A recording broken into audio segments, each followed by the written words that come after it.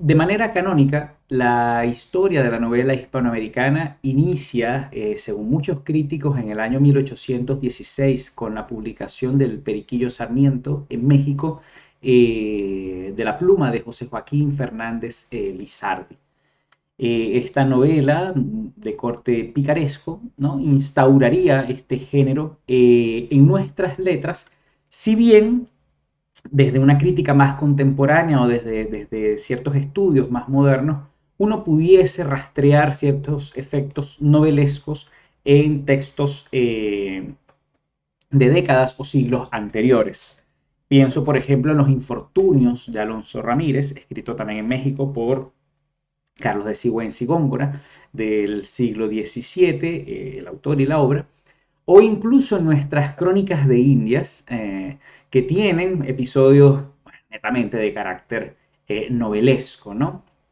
Pienso, por ejemplo, las casi 200 páginas que dedica Fray Pedro Simón a la historia de Lope de Aguirre en sus noticias historiales de Venezuela, eh, en donde uno puede rastrear en conjunto a la elaboración histórica o en conjunto a la creación de un discurso histórico muchos elementos que acercan a sus textos no solo a la ficción, sino a cierto temple novelesco. No obstante, e indistintamente de estas revisiones o relecturas o replanteamientos de las condiciones genéricas de cada, valga la redundancia, género literario, suele considerarse que 1816 es una fecha como de inicio en Hispanoamérica para datar a la formación o la producción de estos textos en el continente. Obviamente, con cada país o en cada tradición literaria hay que fechar de distintas formas, pero es quizás la primera, el primer momento en que se genera una obra con estas condiciones. Eh, Sin embargo, el surgimiento de la novela como género tuvo una particularidad. No se dieron de entrada obras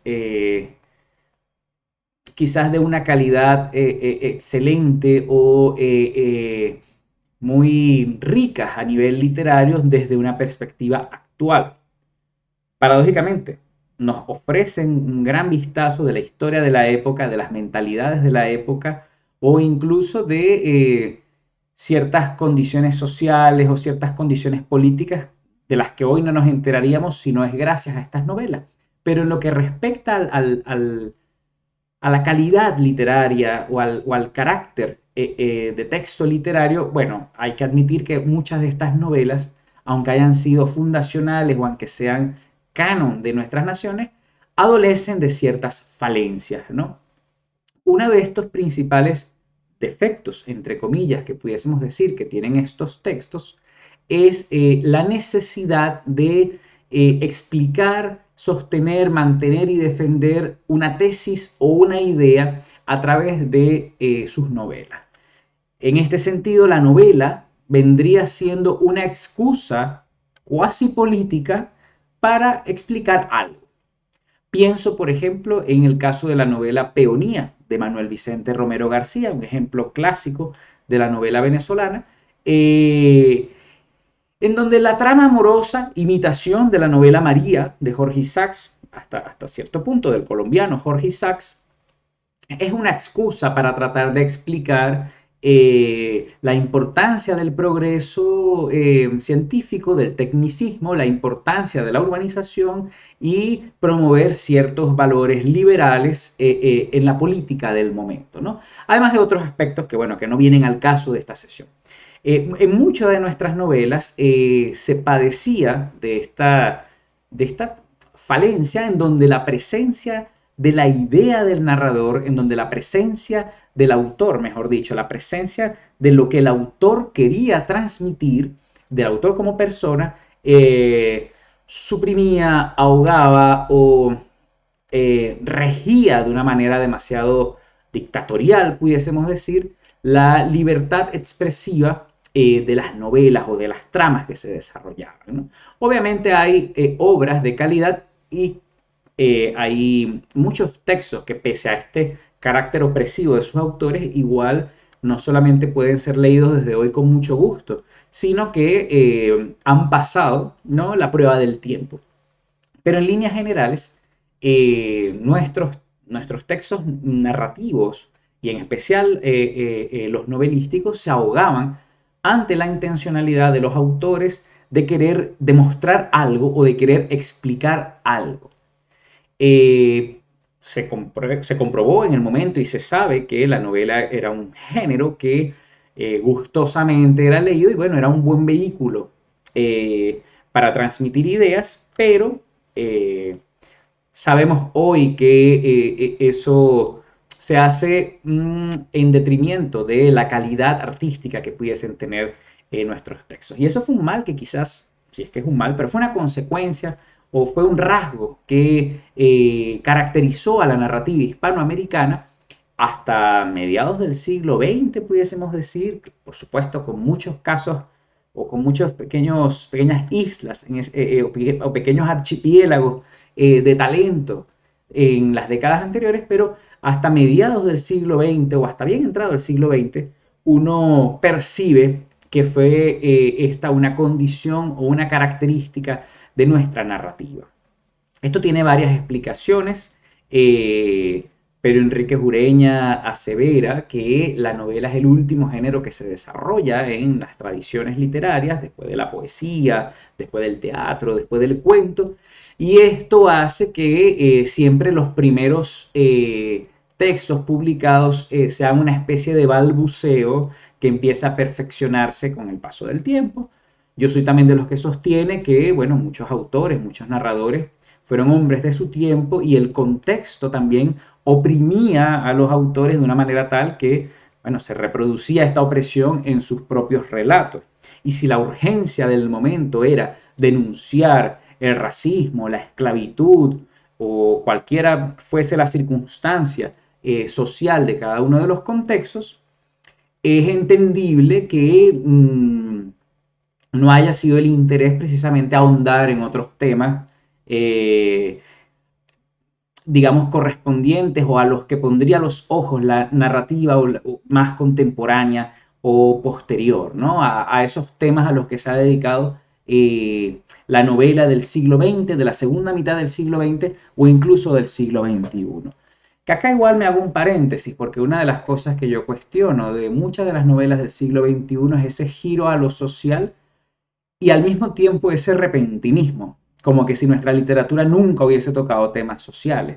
Y me causa un poco de gracia cuando uno ve ciertas novelas que se publican y se dice, por fin se están hablando de estos temas, por fin se está poniendo la atención en estos temas, cuando si algo ha caracterizado a la literatura y en particular a la novela hispanoamericana es su constante atención ante los temas sociales o ante los temas nacionales o ante la idea de fijar la patria o de promover o propiciar ideas que beneficien a la patria, ¿no? Pero indiferentemente de la condición de la literatura contemporánea o de este nuevo giro social que ha tenido, desde mi perspectiva, la narrativa hispanoamericana reciente o publicada por lo menos en los últimos 6, 7 años, el siglo XIX dio obras que, bueno, uno puede pensar que cargaron con un fuerte contenido político, social, religioso, moral, que simplemente empleó a las novelas o a las tramas contadas como una excusa para transmitir lo que sus autores creían conveniente, ¿no? Que eso sea hoy conveniente o que tuviesen la razón, ese es otro tema. Hubo, autores con ideas muy polémicas, hubo voces o plumas muy polemistas o muy incluso hirientes, ¿no? Y el siglo XIX, el romanticismo del siglo XIX, se caracterizó por esta pasión y este carácter de o todo o nada, que por supuesto también embadurnaría, en este caso, nuestra novela o la novela hispanoamericana. En el caso que nos atañe, en el año 1876 se publica en Chile una novela un tanto interesante intitulada Revelaciones de Ultratumba, escrita por Ramón Pacheco. En esta novela se lleva a literatura, se lleva a la trama una polémica que se había generado en el país y que también está publicada el mismo año respecto a la efervescencia o respecto a la masificación de los grupos espiritistas y a la postura o posición que la Iglesia Católica tenía frente a estos grupos, ¿no? Con la novela Revelaciones de Ultratumba, uno tiene además un título muy bueno, un título muy llamativo, lo que ya uno puede pensar que nos indica la intención o el interés editorial narrativo que tenía su autor. O sea, no simplemente puso algo por poner algo, ni de repente utilizó un subtítulo para explicar cuál era la temática de su novela, sino que logra atrapar con el nombre del texto, pero uno tiene con esa novela la puesta en escena de ciertos debates que se daban en la época. Estos debates hacen que algunos de los diálogos de sus protagonistas sean un tanto acartonados o que falte cierta soltura o humanidad en sus personajes, lo cual afecta, por supuesto, la calidad literaria del texto, ¿no? No obstante, uno puede rastrear en una novela como Revelaciones de Ultratumba toda la influencia científica, toda la influencia desde el nivel de los imaginarios y todo el consumo que nuestros narradores hicieron de las doctrinas espiritistas o del conocimiento ocultista para explicarlo y para ponerlo en escena y para emplearlo ya sea para testificar cómo eran estos casos y al mismo tiempo para atacar, en el caso de esta novela, los dictámenes de la Iglesia Católica, ¿no? La polémica es muy interesante porque también nos deja entrever, ¿no?, cómo los círculos intelectuales de la época percibieron la llegada del espiritismo, cómo la Iglesia Católica al principio no se mostró tan renuente ante los fenómenos espiritistas, pero luego tomó una postura bien rígida y, más interesante aún y poco conversado, la argumentación tan sutil que tuvieron muchas de las plumas espiritistas a la hora de defenderse frente a los ataques de la Iglesia. Los debates que se postularon por lo menos en Chile en ese momento y que son traspasados a la novela, son un ejercicio de argumentación y de retórica muy rico en las sutilezas, ¿no? Incluso pudiésemos decir en las falacias, en algunos casos, o muy útiles en torno a las fronteras entre razón, fe y política, del cual podemos aprender, yo no voy a decir argumentar, pero sí a apreciar el valor de la calidad argumentativa de nuestras voces y de nuestras plumas del siglo XIX, pese a la poca calidad literaria, si es que eso existe, así como lo estoy diciendo, que uno puede extraer de estos textos, ¿no? Indistintamente, Revelaciones de Ultratumba es lo que considero una novela de tesis, una novela que transmite una idea en este sentido, desde mi lectura.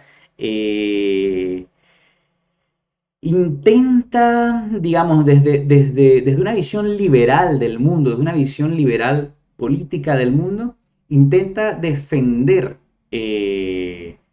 la creencia religiosa privada o la práctica privada de la espiritualidad frente a la institucionalidad opresiva que la Iglesia Católica había establecido, al menos en este caso, en el Chile del siglo XIX y antes.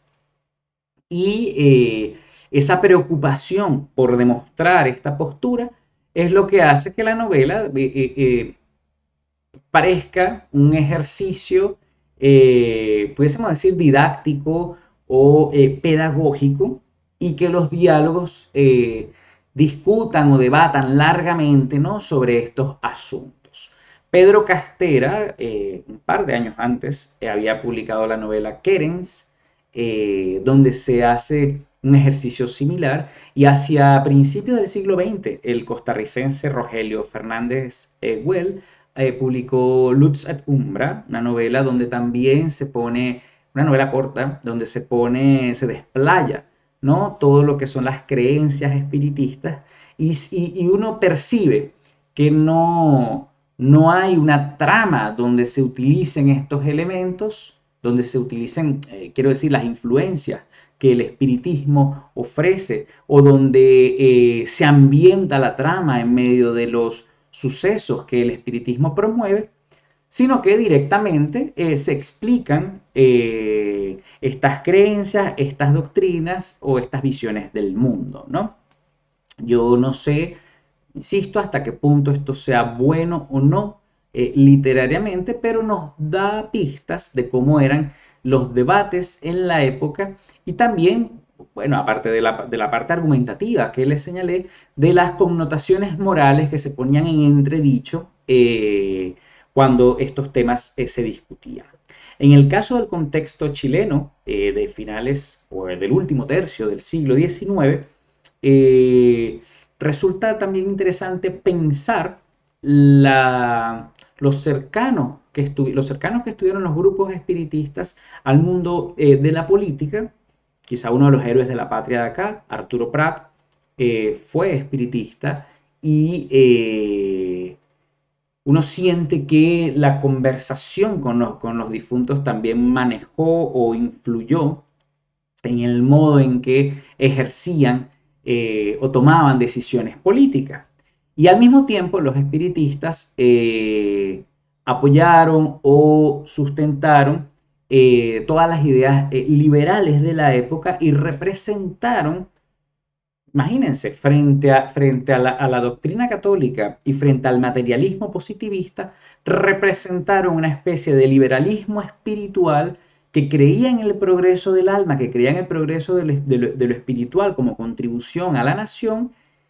y al mismo tiempo no se regían por poderes desvencijados, ni tampoco por la carencia o ante la carencia promovida de lo espiritual por los materialistas y los positivistas. Vuelvo al asunto, y la novela Revelaciones de Ultratumba no es la única. Las novelas de este periodo deben ser revisadas, quizás no en el contexto de su calidad expresiva, pero sí de las ideas que están transmitiendo y cómo estas ideas se insertan en los discursos que se generaban en el contexto social donde estos textos se publicaron, ¿no? Desde este sentido, bueno, el siglo XIX o alguna de las vertientes del siglo XIX puede ser revisado. Finalmente, el carácter científico de una novela como Revelaciones de Ultratumba, o su carácter naturalista, ese carácter de comprobación metodológica o de método científico que tiene, uno pudiese, y siempre se dice que uno pudiese pensar que entra o llega a nuestras letras por la novela francesa. Me gusta también aclarar que no es así, o no del todo es así. Se populariza nuevamente en el siglo XIX por las letras francesas, pero las letras hispanas ya de por sí habían degustado o habían demostrado un naturalismo muy excesivo desde las cartas de Cristóbal Colón, si las consideramos como parte de nuestra protoliteratura hispanoamericana, o al menos desde nuestras crónicas de Indias, ¿no? No obstante, también podemos hilar o ver de qué modo novelas como Revelaciones de Ultratumba no se conectan a los imaginarios científicos que autores posteriores y de mejor calidad, insisto, si es que este criterio existe y si me lo permiten para esta explicación breve, cómo se conectan con lo que autores como Leopoldo Lugones, Horacio Quiroga, incluso Julio Cortázar o Jorge Luis Borges, explotaron o desarrollaron mucho después. En Lugones y en Quiroga también uno puede sentir o pensar que igual hay un exceso de cientificismo, ¿no? Muy de la época y muy propio del estilo de la época, pero sí hay una autonomía del cuento, hay una autonomía novelesca que ya hace que nuestras letras tengan, digamos, una independencia de otros discursos como el político o el social, cosa que una novela, que como la de Ramón Pacheco, desde mi perspectiva, no tiene, o tiene más bien esa carencia. Pero no solamente conseguimos en estos textos unos antecedentes casi directos, inconscientes incluso, porque de repente no los leyeron, pero que son fácilmente conectables. Y en esta transmisión, en esta transtextualización de saberes y de influencias, según lo que es el tema de nuestro seminario, la obra de Allan Kardec y de sus discípulos, insisto, como siempre digo, como Camille Flammarion, o de sus teóricos vecinos, como los ocultistas y los teósofos, jugaron un papel fundamental dándoles a los autores de qué hablar, cómo expresar ciertas ideas o qué tramas representar o qué nuevos sucesos llevar, ¿no?, a la escena literaria. Desde esta perspectiva, una vez más, invito a leer la novela de Ramón Pacheco, Revelaciones de Ultratumba. Está disponible gratuitamente en internet, y por supuesto la polémica que tuvieron tanto los clérigos de la época como las